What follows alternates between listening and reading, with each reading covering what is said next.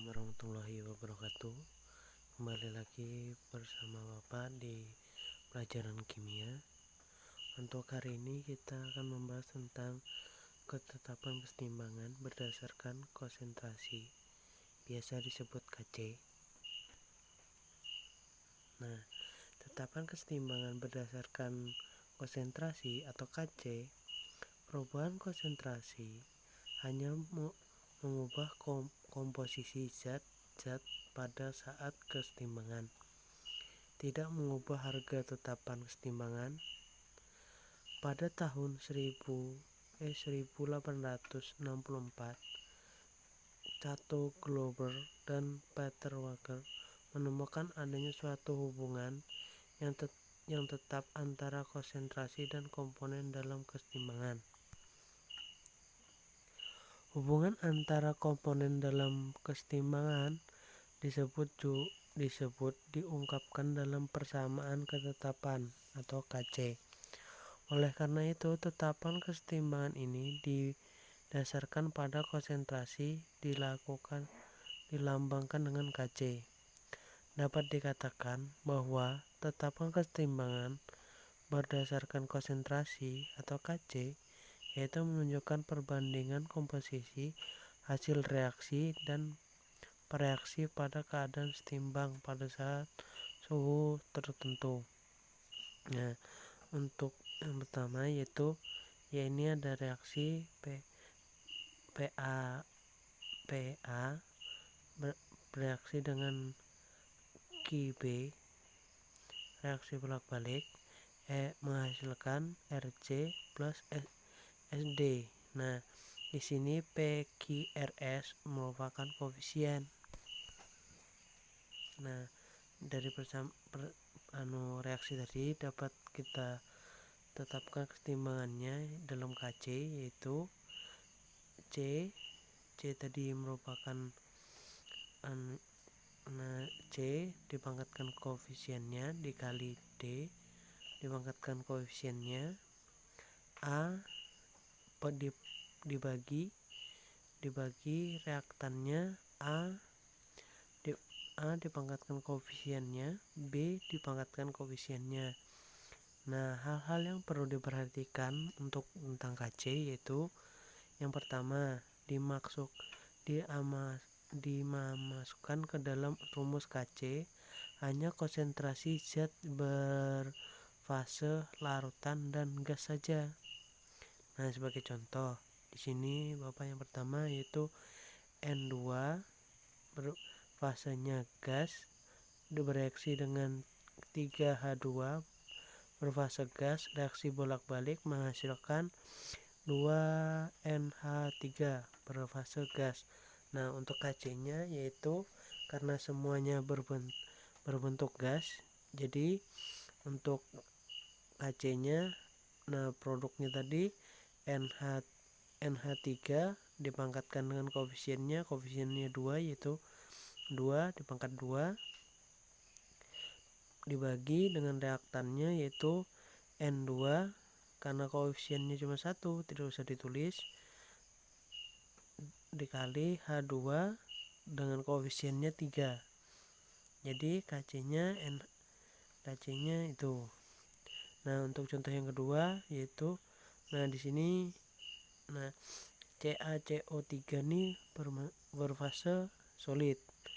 Nah, menghasilkan CaO berfase solid dan CO2 berfase gas. Nah, untuk KC-nya karena yang bisa dimasukkan hanya fase gas atau larutan saja, jadi KC-nya yaitu CO2 saja. Nah, selanjutnya yang nomor 2 yaitu jika nilai K lebih besar dari 1, hasil yang terbentuk lebih banyak daripada reaksi yang sisa. Nah, yang itu lihat garis yang pertama itu reaksinya dan yang merah itu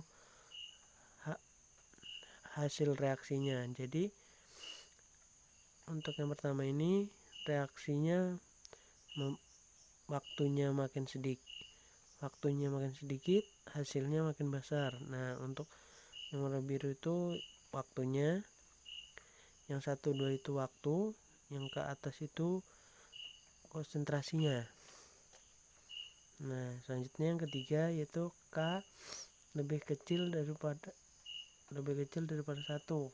Hasil yang terbentuk lebih sedikit daripada reaksi yang sisa. Nah, itu sama kayak tadi, tapi hasil reaksinya lebih sedikit.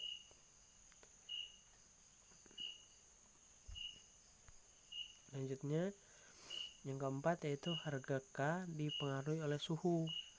Nah, jika suhu tetap, K pun tetap. Jika suhu berubah, K pun berubah.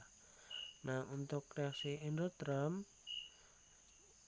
jika suhu naik, K-nya pun naik. Untuk reaksi endotherm beda lagi. Jika suhunya naik, K-nya pun turun. Nah, selanjutnya untuk hal yang kelima, jika persamaan reaksi kesetimbangan dibalik, harga Kc juga dibalik, yaitu 1/Kc.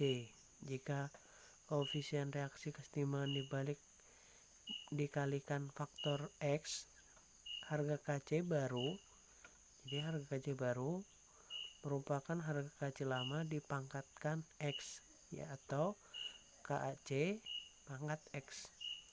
Jika koefisien reaksi kesetimbangan dibagi faktor Y, harga Kc baru merupakan harga Kc lama diakarkan pangkat Y, atau Kc akar pangkat Y.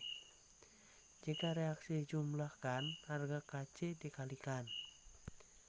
Nah, untuk contohnya, yang pertama yaitu 2X bereaksi dengan 2Y menghasilkan 4Z.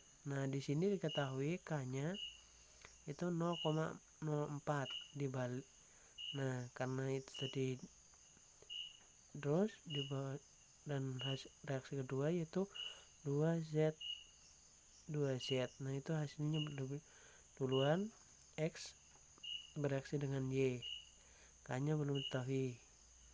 Nah, untuk yang itu tadi, karena itu tadi dibalik, jadi hasilnya K 1/4 sama dengan 1, karena 0,4 1 per 0,04 sama dengan 1/4 kali 10 min 2.